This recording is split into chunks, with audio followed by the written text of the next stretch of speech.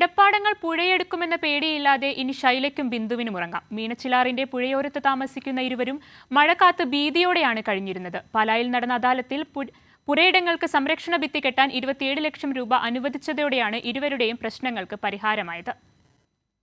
പുഴയോരത്തെ കിടപ്പാടങ്ങൾക്ക് സംരക്ഷണമൊരുക്കാനാണ് മീനച്ചിൽ താലൂക്കിലെ അദാലത്തിൽ മന്ത്രിമാരായ VN വാസവനും റോഷി അഗസ്റ്റിനും ഉത്തരവിട്ടത്. ഈരാറ്റുപേട്ട തലപ്പുലം സ്വദേശി P ശൈലയുടെ വീടിരിക്കുന്ന ഭാഗം മീനച്ചിലാറ്റിലേക്ക് ഇടിഞ്ഞു തുടങ്ങിയിട്ട് വർഷങ്ങളായി. ഈ പരാതി പ്രകാരം അടിയന്തരമായി 15 ലക്ഷം രൂപ അനുവദിച്ചു. കടനാട് സ്വദേശി CM ബിന്ദുവിന്റെ വീട് കടനാട് ചെക്ക് ഡാമിന്റെ കരയിലാണ്.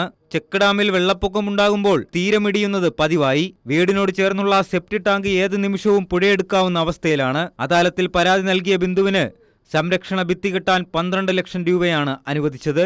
കഴിഞ്ഞ കാലങ്ങളുണ്ടായ വെള്ളപ്പൊക്കത്തെ തുടർന്ന് കർണാട് എന്റെ വീട്ടില് വെള്ളപ്പൊക്കം വന്നപ്പോൾ വീടിന്റെ സൈഡെല്ലാം ഇടിഞ്ഞു പോയായിരുന്നു.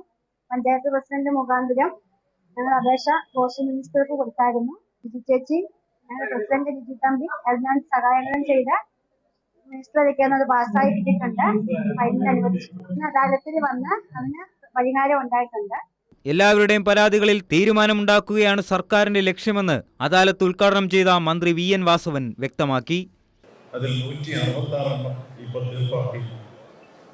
അവശേഷിക്കുന്നത് 15 ദിവസത്തിനുള്ളിൽ ഓരോ അപേക്ഷയും ബന്ധപ്പെട്ട ഡിപ്പാർട്ട്മെന്റ് കൃത്യമായി മറുപടി നൽകുന്നത്. ഇതാണ് ഇതിന്റെ പൊതുവിൽ ഇവിടെ നടന്നിട്ടുള്ള വിഷയം.